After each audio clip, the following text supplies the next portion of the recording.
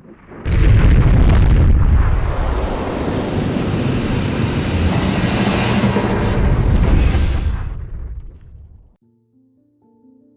સ્વામિનારાયણ. સ્વામી બાપા કહે છે, જેને પોતાનું જીવન સુંદર બનાવવું હોય અને આને આ જ જન્મે ધર્મ, અર્થ, કામ અને મોક્ષ આ ચારેય પુરુષાર્થને સિદ્ધ કરવા હોય તો તેના માટે સટીક વચનામૃત સ્તોત્રમ ગ્રંથ છે. જીવન પ્રાણ શ્રી અબજી બાપાશ્રીએ કહ્યું છે, આ ગ્રંથની પારાયણ કરનારને આશીર્વાદ આપ્યા છે કે ધર્મ, અર્થ, કામ અને મોક્ષ એ ચારે પુરુષાર્થની સિદ્ધિને પામશે. સ્વામી બાપા કહે છે કે શ્રી સ્વામિનારાયણ ભગવાનની શ્રી મુખવાણી વચનામૃત તે જેવો સર્વોત્તમ ગ્રંથ કોઈ જ નથી. જે બીજા ગ્રંથોમાં છે તે વચનામૃતમાં જ છે અને જે વચનામૃતમાં છે તે બીજે ક્યાંય નથી. સદગ્રંથનું વાંચન જીવનમાં કેટલું બધું ઉપયોગી બને છે તે અંગે શ્રીમદ ભાગવદ્ ગીતાની વાત કહેલી છે. ઈસવીસન 1905માં 25 વર્ષના આઇન્સ્ટાઇનને પ્રકાશની ઝડપ અને ગતિના સમીકરણો દલીલો વડે પુરવાર કર્યા છે.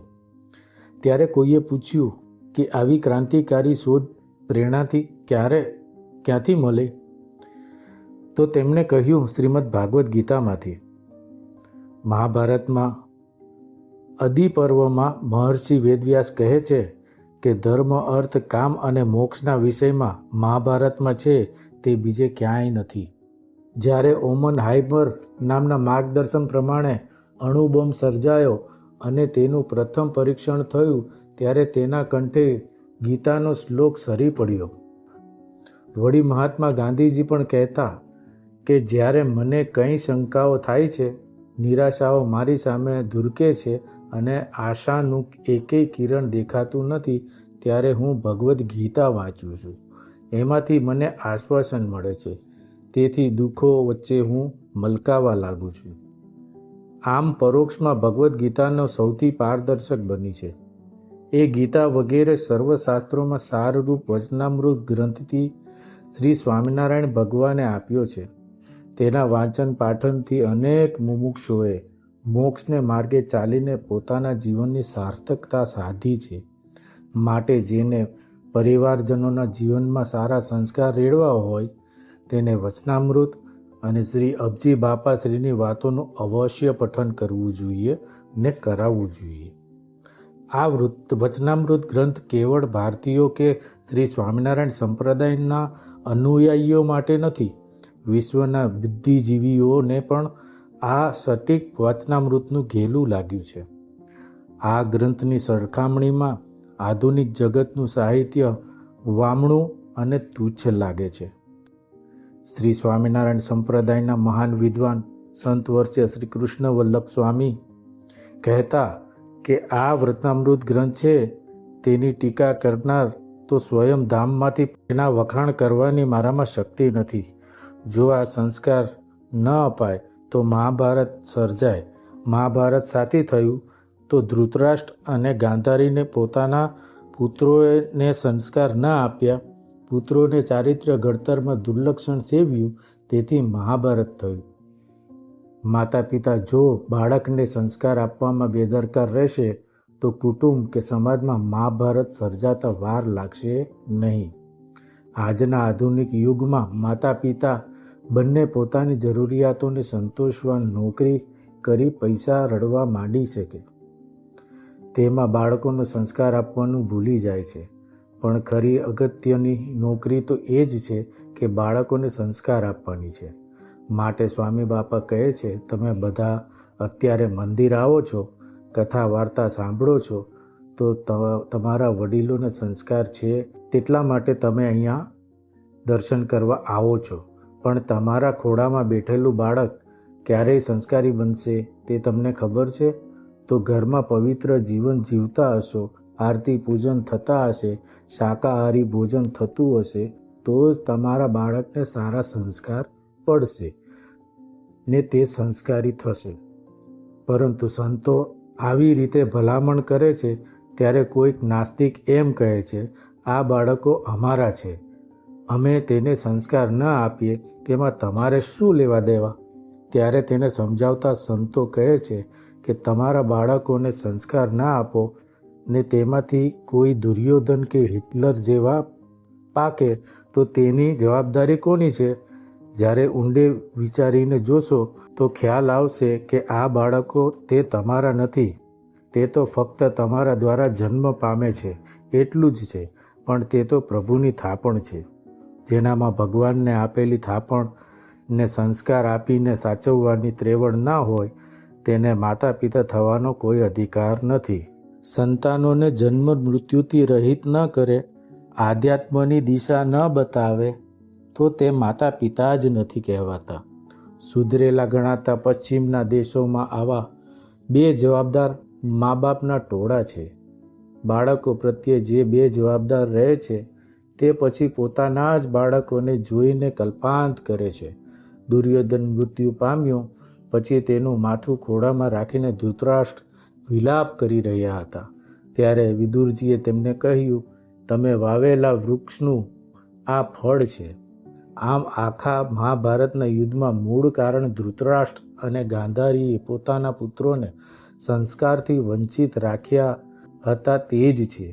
માટે આપણા જીવનપ્રાણ સ્વામી બાપા સર્વપ્રથમ છાત્રાલયની સ્થાપના કરી છે.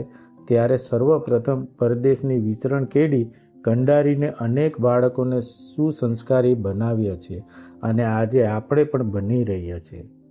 તેમ આપણે સૌ સાથે મળીને આપણા જીવનપ્રાણ સ્વામી બાપાને આદરેલા બાળ સંસ્કારના કાર્યક્રમમાં સાથ આપીએ અને આપણા હેતુ સંતોષી મિત્રોને શ્રી સ્વામિનારાયણ ભગવાનના શરણે લાવી સદાચારી સંસ્કારી બનાવીએ, એમાં જ જીવનની ધન્યતા છે.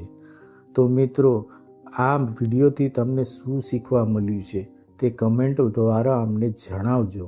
જો આ પહેલીવાર આ વિડીયોમાં આવ્યા હોય તો આ વિડીયોને લાઈક કરજો, અમારી ચેનલને સબસ્ક્રાઈબ કરજો અને બીજાને શેર પણ કરજો, જેથી કરીને અમારા ધાર્મિક વિડીયો જલ્દીથી જલ્દી આપ સુધી પહોંચતા રહે. જય સ્વામિનારાયણ. સંતાનોને જન્મ મૃત્યુથી રહિત ન કરે, આધ્યાત્મની દિશા ન બતાવે તો તે માતા પિતા જ નથી કહેવાતા. સુધરેલા ગણાતા પશ્ચિમના દેશોમાં આવા બે જવાબદાર મા બાપના ટોળા છે. બાળકો પ્રત્યે જે બે જવાબદાર રહે છે તે પછી પોતાના જ બાળકોને જોઈને કલ્પાંત કરે છે.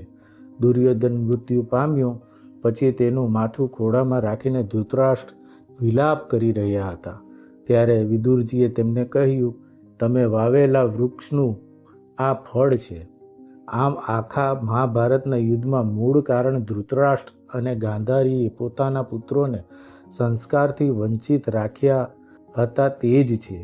માટે આપણા જીવનપ્રાણ સ્વામી બાપા સર્વપ્રથમ છાત્રાલયની સ્થાપના કરી છે.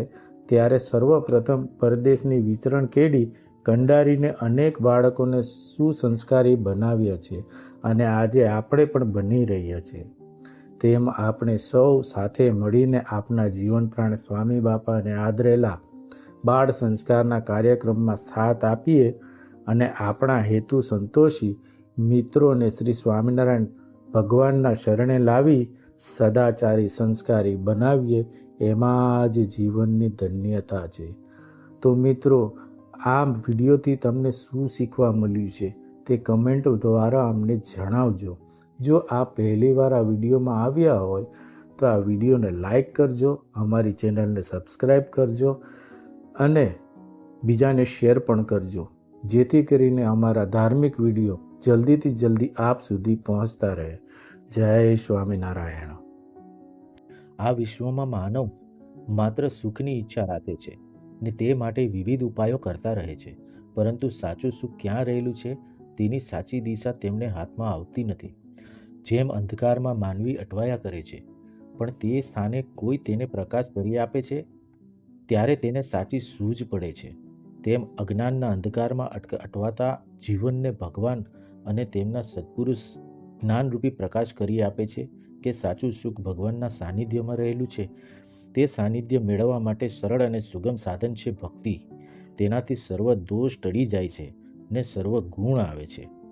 લોયા પ્રકરણના 16મા વચનામૃતમાં શ્રી સ્વામિનારાયણ ભગવાન સમજાવે છે કે અનંત પ્રકારના મહાત્મ્ય સહિત એવી જે ભગવાનની ભક્તિ તે જેને હોય તેના દોષ માત્ર ટળી જાય છે. તેને જ્ઞાન, વૈરાગ્ય, ધર્મ એ ન હોય તો પણ એ સર્વે આવે છે. માટે એ સાધન સર્વમાં મોટું છે.